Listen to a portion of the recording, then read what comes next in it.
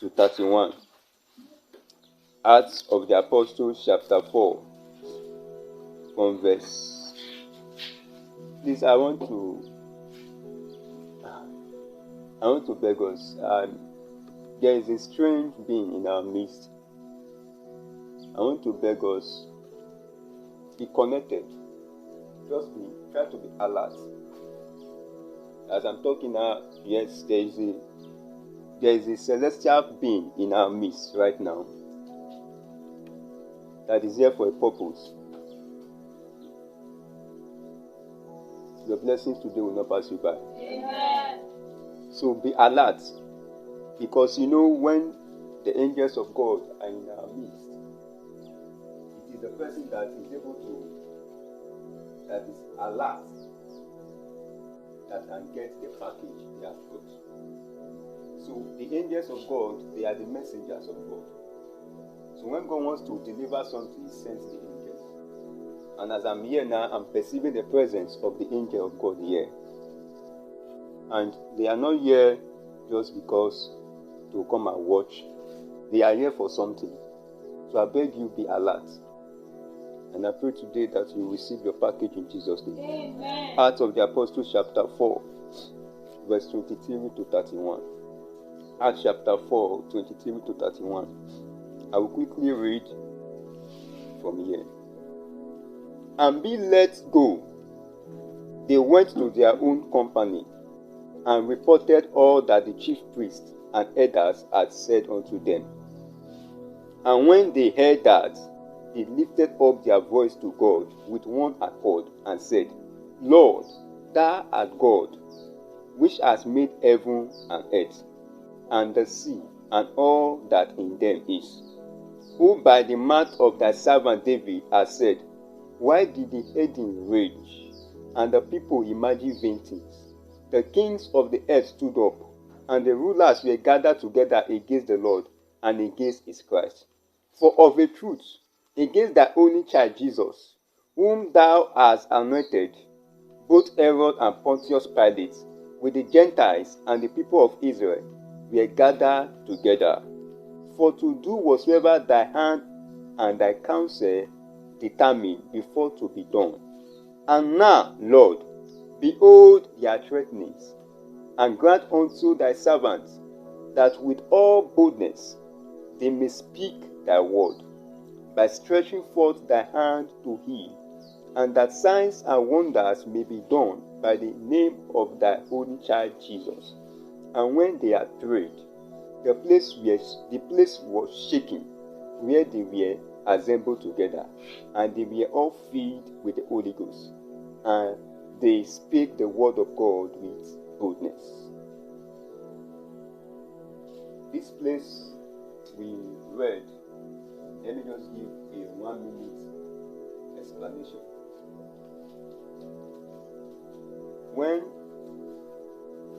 the Holy Ghost came on the day of Pentecost, and in Acts chapter 2, and the power of God entered the life of the apostles, of the disciples, those that were there. The Bible said they were 120. After that, we discovered that a power came upon them, and they began to preach the good news, the gospel. And as they were preaching, signs and wonders began to happen. The first miracle that happened was in Acts chapter 3, when Peter and John were going to the temple, and they saw a lame beggar, a lame man that has been sitting by the way to the church, the temple, and they healed the man. That was the first miracle that happened. When the healing took place, it caused a major problem. Because you know, if you understand how Jesus Christ died, you know that the priests, the leaders of the, I cannot say it's church, but what they used to call church then, the leaders, they don't like Jesus Christ. And when he died, they lied so many, they said so many lies against him. Amen. So, and their mind is that as he has died, all those miracles he used to do, they have also died. So they will not be hearing any miracles again, because you know the reason is that they don't have the power to do it. So all this while Jesus Christ has been doing it, they have been jealous, and that is one of the reasons they plan to kill him. Amen. So he has died. Now they are not hearing that another 2 men have started doing the same thing that Jesus was doing. So it became a very big challenge, and because of that, they arrested them, Peter and John, and they called them, and they were discussing, and they asked them, how did you do this? They explained, and at the end, after everything, they said to them, don't ever preach in the name of Jesus. They could not kill them because everybody had heard the name of Jesus. So they killed them to cause problem. So they warned them, they banned them from preaching and let them go. They now came. That was in verse 23 we are reading. And they came to the other brethren and they now told them, this is what happened. He said we should not preach again. He said we should not pray again. He said we should not do anything again. That was what led to them praying to God in that place. Crying to God and saying, God, see what the people are doing. They are the ones that conspired to kill your son. Now they are conspiring again to stop the work that you have commissioned unto us to do. Please, Lord, help us. Empower us. Strengthen us. Give us boldness so that we'll be able to stand against them and preach your word without fear of death, and begin to do wonders and begin to do miracles. And the Bible says, after they prayed the prayer, the place where they were gathered shook, and the power of God came upon them again. Another Pentecost happened, and they were filled with the Holy Ghost again. And the Bible says they began to preach the gospel with boldness. That's exactly what this place we read explained. The topic this morning is revival fire. Revival fire. What is revival? Let us start from there. Revival means to bring back to life.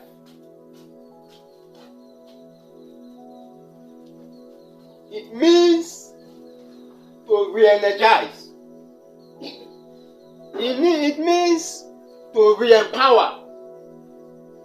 It means to reawaken somebody that has died. A situation that has died. A thing that has died.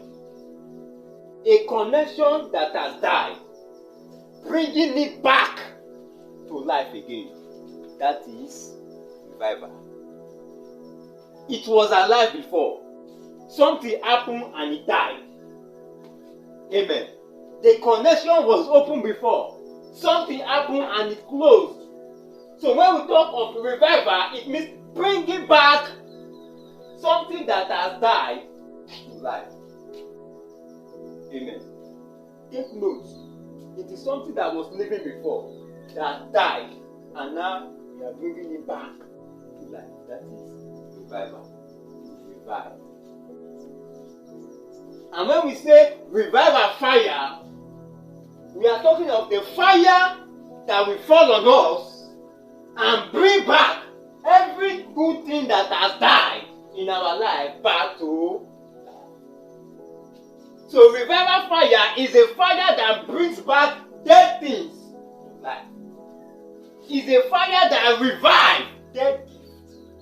It's a fire that revives dead talent.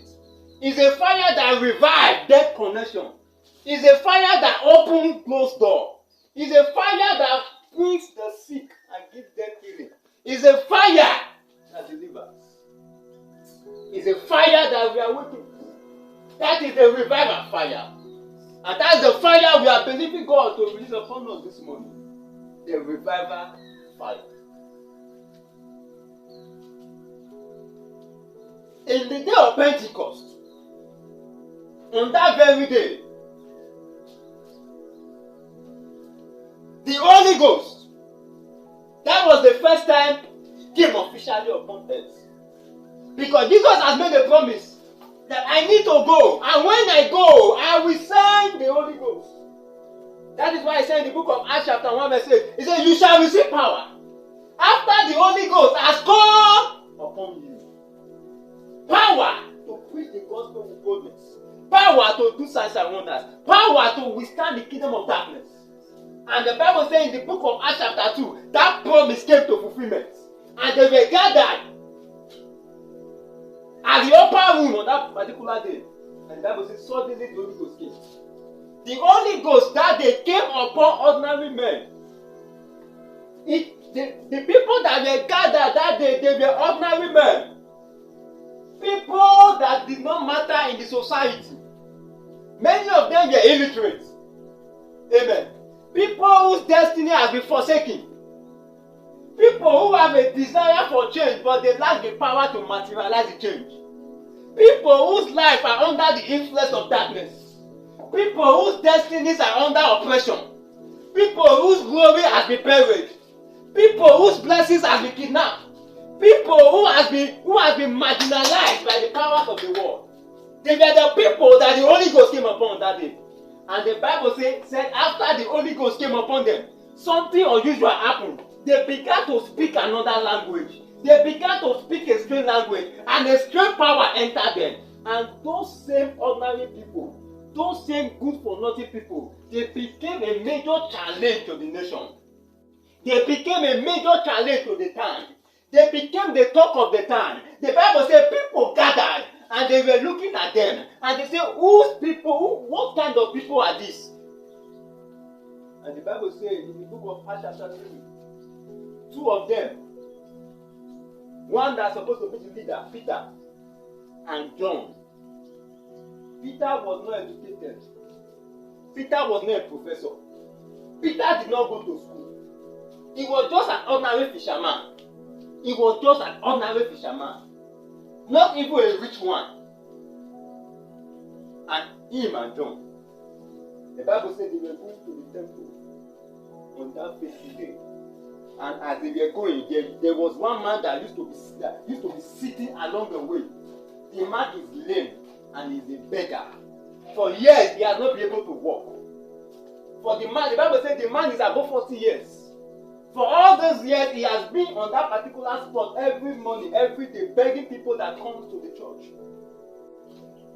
And the Bible says on that fateful day, as Peter and John were going, and they saw the man, the Bible says they looked at the man straight in the eyes.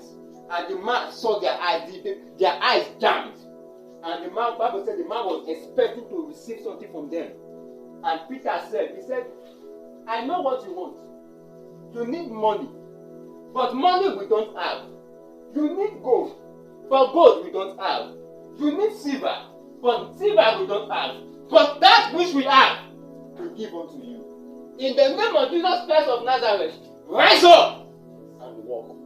An ordinary illiterate, an ordinary fisherman, brought a lame man back to life. And the man, the Bible says, Peter hold him and he lifted him up. And the man jumped up and his leg received strength. The leg that had not been working for years received strength. And the man began to walk. He was walking and he was jumping. The man started screaming. People came together and they said, what is happening? Is it not this man that has been sitting in this place? They said, that is the man. The man can now walk. How come? They said, it's these two men that did it.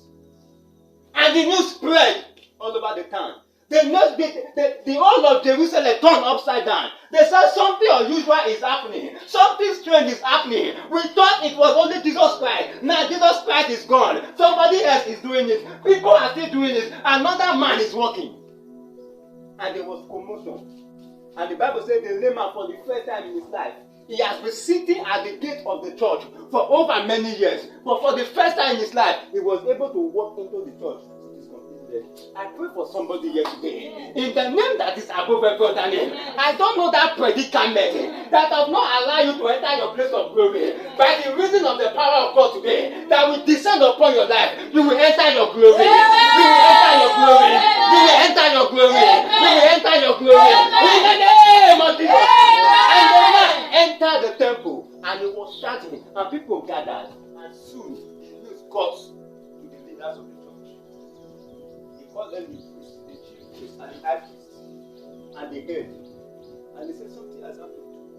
A commotion is all over the place. What we thought will never happen again has happened.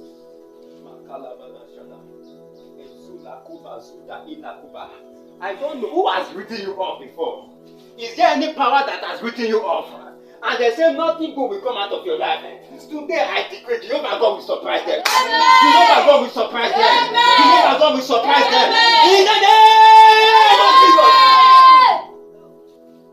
Ordinary men. Ordinary men. But after the Holy Ghost came, these men became transformed. After the Holy Ghost came, they became powerful. After the Holy Ghost came upon them, they began to do wonders. It does not matter your status. You may not be educated. It does not matter your status. You may not have money. It does not matter your status. You may not be connected. But when the Holy Ghost come upon you, connection comes. When the Holy Ghost come upon you, education comes. When the Holy Ghost come upon you, the things you don't have, they come without stress. When the Holy Ghost come upon you, the newspaper will carry your name. On that particular day, an ordinary fisherman became the talk of the youth town. And they arrested them. And the chief priest recalled them. They look at the two of them. The man is too rigid. The man looks tattered. And even for the way he's talking, he said, I know. They look at the other one, the same thing. And he said, come, how did you do this thing you did? He said, it is that Jesus Christ you killed. It is him that gave us the power to do this thing. And he said, you, Jesus Christ. And they warned them. Because they discovered that these children, they were not ready to listen to what they are saying. They warned them and they said, from today, that is the beginning of our messages. From today, don't ever preach. From today, don't ever do anything. From today, don't dare it. And he let them go. And the Bible says, these two were Peter and John. They came to the other believers and they were telling them what happened. They said, we have to start this.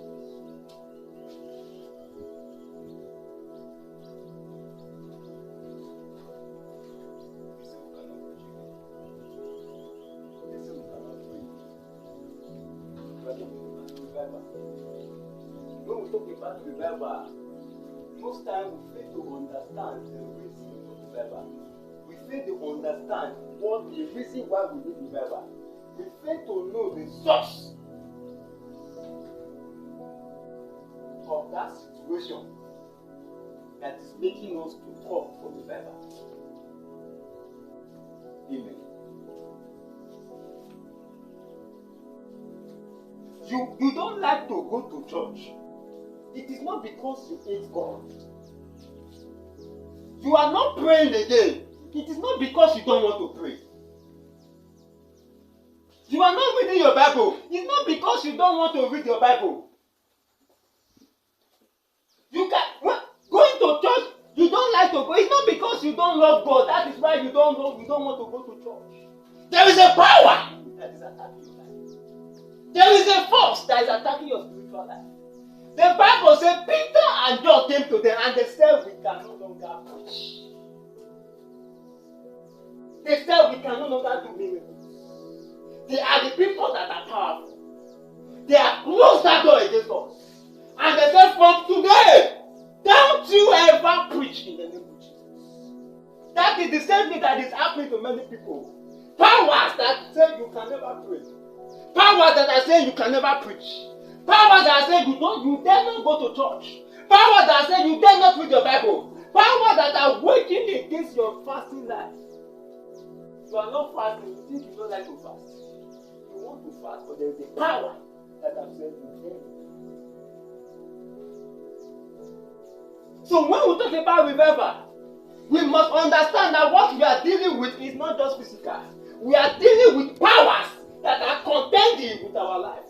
We are dealing with powers that are contending with our destinies. Powers that don't want us to go further.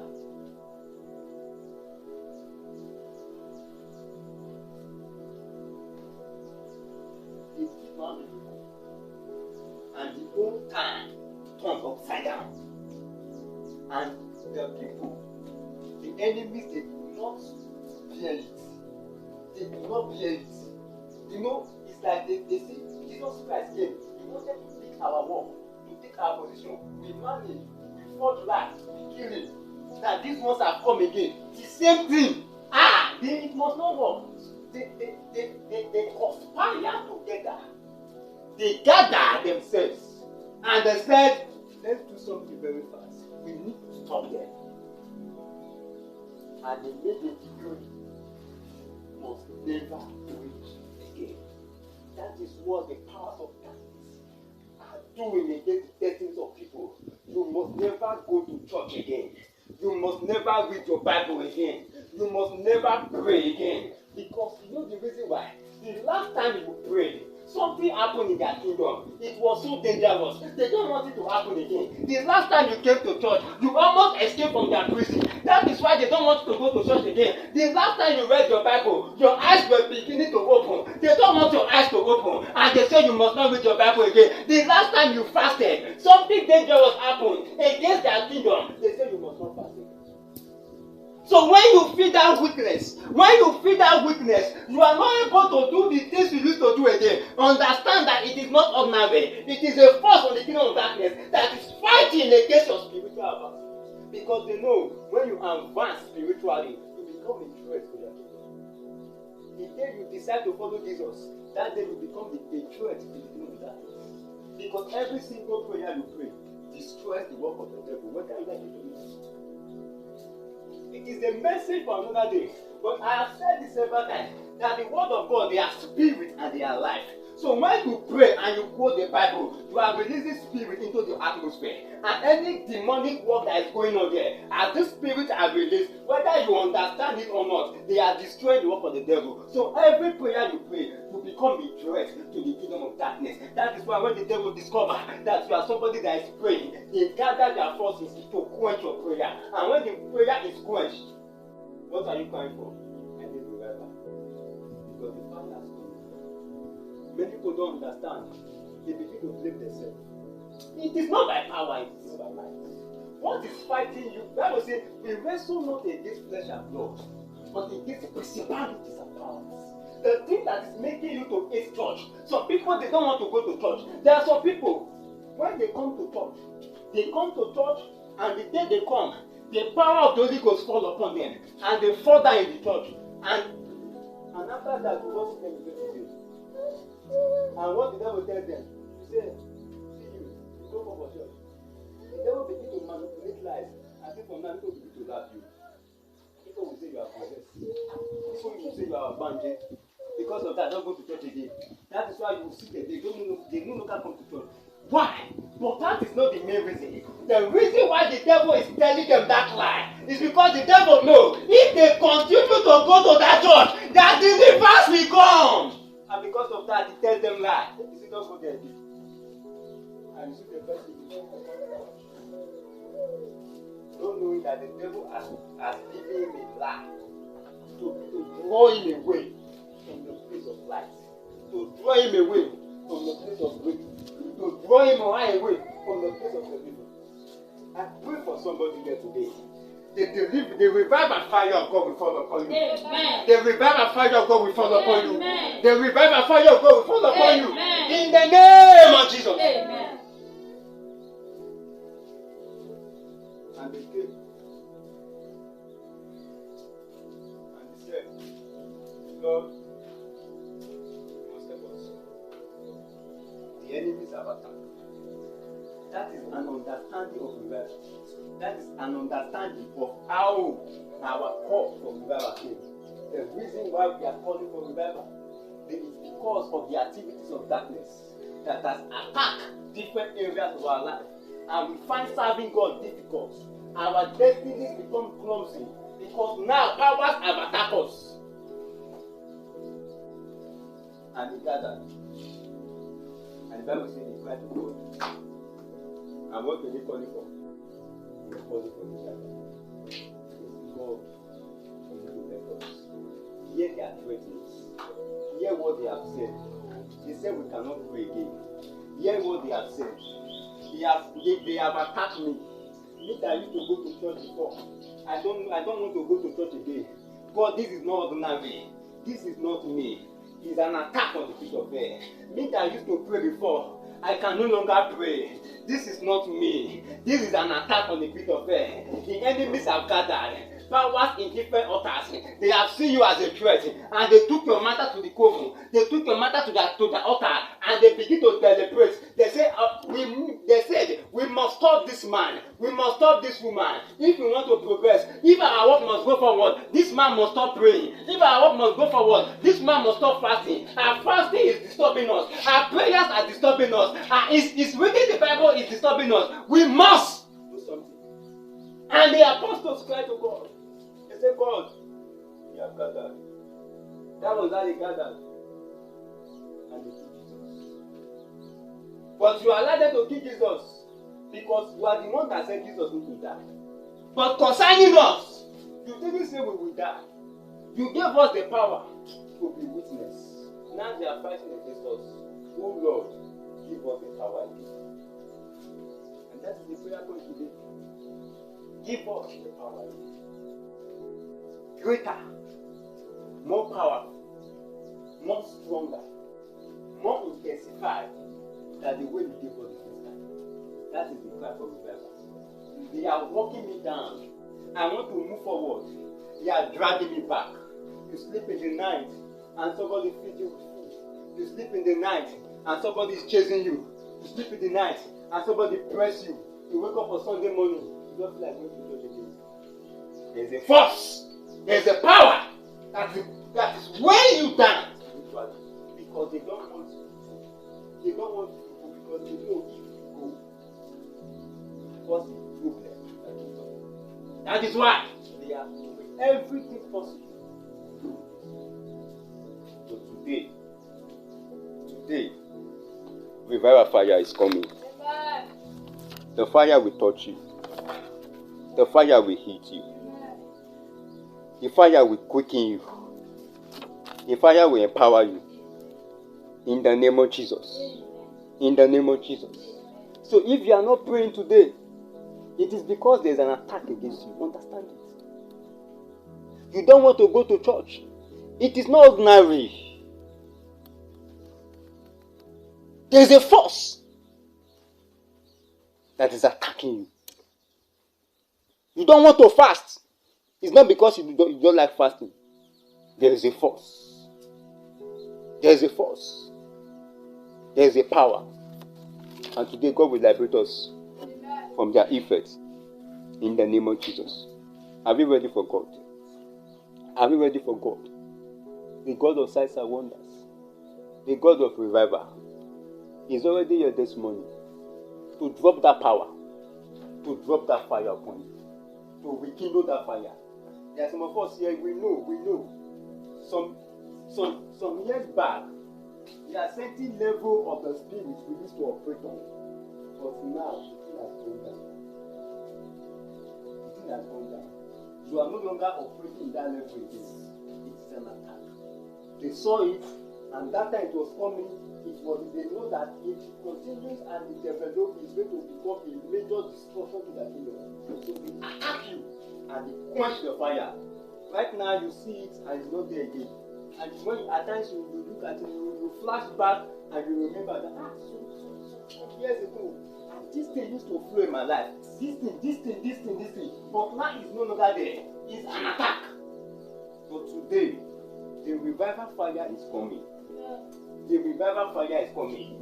Whatever that has been pressed down, whatever that has been silenced, every potential, every open door that has been closed, every connection that has been closed, every gift that has been made dormant, today they are coming back to life. I said they are coming back to life. They are coming back to life. They are coming back to life. They are coming back to life. They are coming back to life. In the name of Jesus. The fire of revival will fall upon you. The fire of revival will fall upon you. It will fall upon your spirit, upon your soul, upon your body. In the name of Jesus. Do you know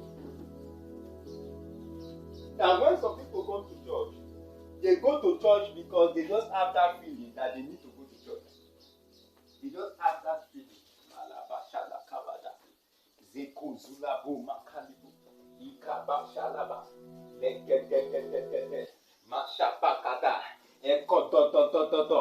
Eko do do do do. They just have that feeling that they need to go to church. That is why they are going there.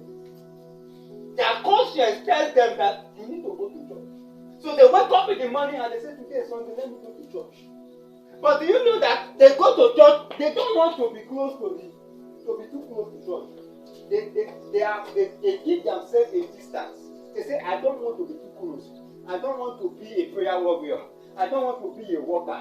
I don't want anything that will make me to preach. I don't want anything that will make me to sing. I will just be coming to church. I will be sitting down. That is why. That is just the thing I will be doing. Every Sunday, their spirit wakes them up and they have that urge to go to church. And that is why you see them coming to church. Meanwhile, in the realm of the spirit, that is not the actual thing that is supposed to happen.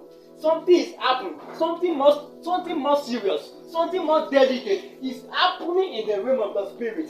And what you see, their conscience telling them is what they are able to receive from their spirit. Their spirit understands so many things. Their spirit knows their destiny is calling. Their spirit knows that a fire is coming. Their spirit knows that they have a gift. Their spirit knows that they have a calling. Their spirit knows they are going far. But their body don't know. Their conscience don't know. They are too busy. They are too busy with the things of this world. The activities of earth have carried their attention. The only thing they are able to hear is that move from the conscience that says, go to this one. The other things are covered. Not as if they are not there. Because the Bible says the carnal man cannot understand. Of the spirit. Jesus. Jesus. Yes. Yes. The carnal man cannot understand. God is seeing you, and God is saying this one is going far, this one is great. But at the moment, all you know is that I need to come to church. Let me just say that. Meanwhile, in the realm of the spirit, God is so mighty. You remember I started?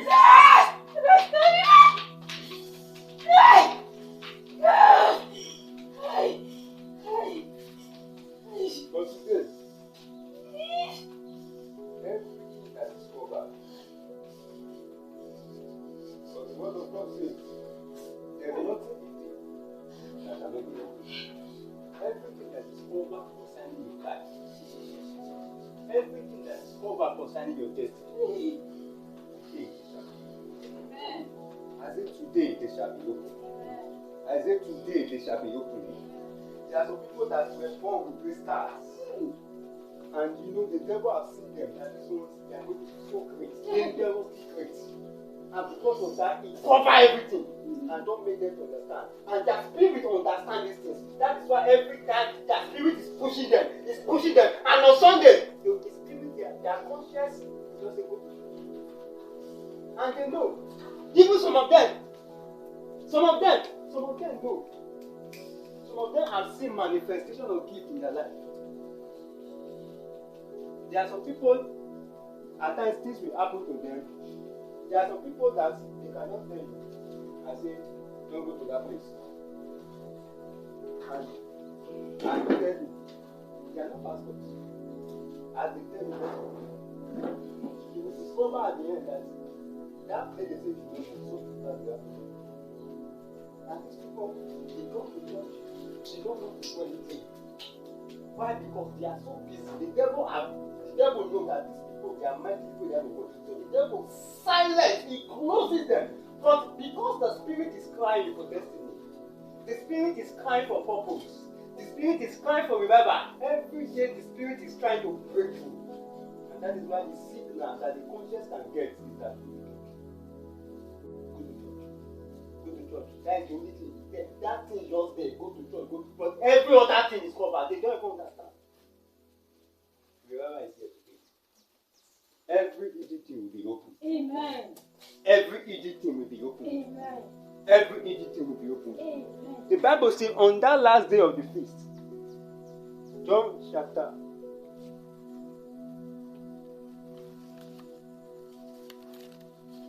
7. I think from verse 37 to 38. So from that, on that last day of the feast, Jesus stood and cried. He said, if anyone is tasty, if you are tasty of revival, if you are tasty of fire, he said, come. Jesus said what? Come. Come and do what? Come and drink the fire. Come and drink the fire. Come and drink the revival. He said, and as many that believe, out of their belly shall flow rivers of living waters. And the fire that will enter you will become a mighty river of fire that will begin to flow to nations, that will begin to flow to destinies, that will flow to the homes of people, that will flow to the businesses of people, that will flow to the jobs of people, that will flow to members of your family, and begin to reveal the light of God. As many that are tasty, get it. Are you tasty this morning? Let's rise up. Let your living waters flow over my soul. Let your kalabada. Of every sin. That's trouble. Revival is here today. This is the beginning of a new dawn. Jesus. He's the one that baptizes. Jesus. Oh, Jesus. Say Jesus. Azula ko shalabada. Why are you rejecting revival? Something that will transform your life. Something that will change you. Something that will take you from the pit and put you on the throne. Something that will take you out of the miry clay and make you to sit among kings. What is that voice that is telling you that today is not the day? What is that voice that is telling you that you should not open your heart? It's a voice of the That voice is from the devil. Jesus! As many that are thirsty, come and drink. Come and drink. Sing Jesus. Out of your belly shall flow rivers of living water. Rivers of fire. Rivers of fire. Zekede. Leko bashada. Ekedo zulabo. Sing Jesus. Your life can change today. Your life can change today if you are ready. If you are ready, something great will happen. Sing Jesus. Makala bada bada bada bada bada bada bada bada bada bada bada bada bada bada bada bada.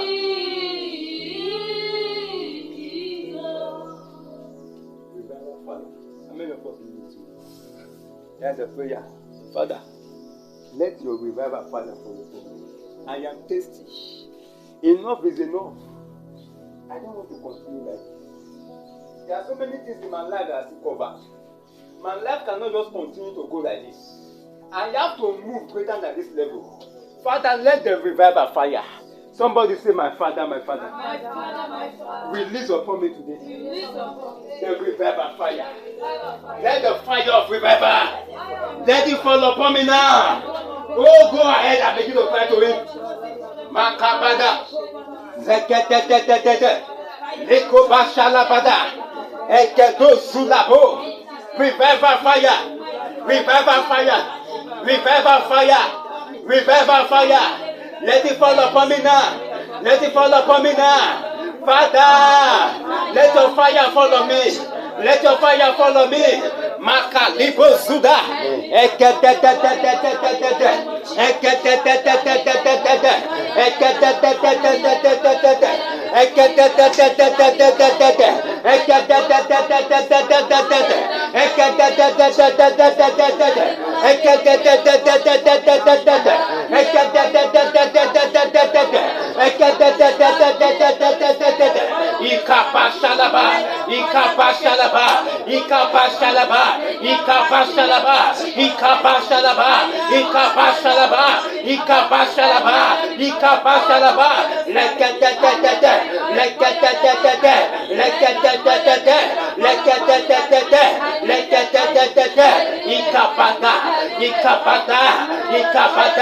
Revival fire, revival fire, revival fire, revival fire, revival fire, revival fire, revival fire, revival fire, revival fire, revival fire, revival fire. The fire is falling, the fire is falling, the fire is falling, the fire is falling, the fire is falling, the fire is falling. Makada.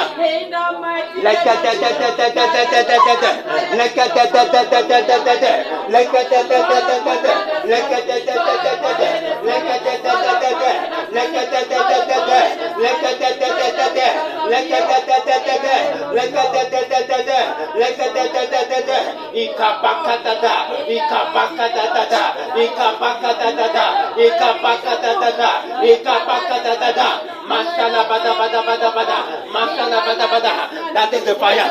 That is the fire. That is the fire. That is the fire. That is the fire. That is the fire. That is the fire. That is the fire. Mashalabada. Mashalabada. Mashalabada. Mashalabada. Mashalabada. Mashalabada. Mashalabada.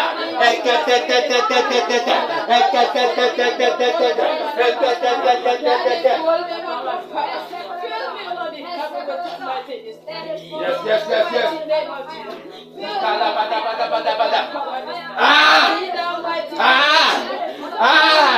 Those that are thirsty, come and drink. Say, Father, I am thirsty. Feed me, O Lord. Feed me, O Lord. With the fire.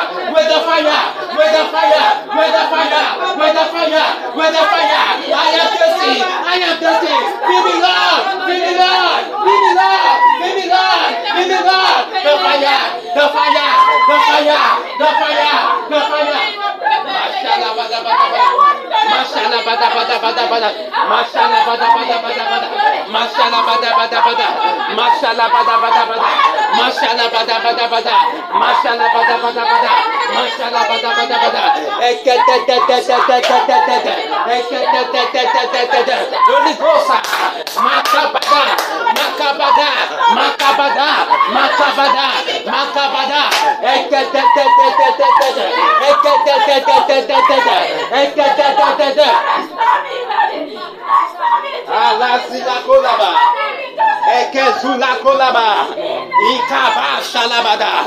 Ikaba shalabada.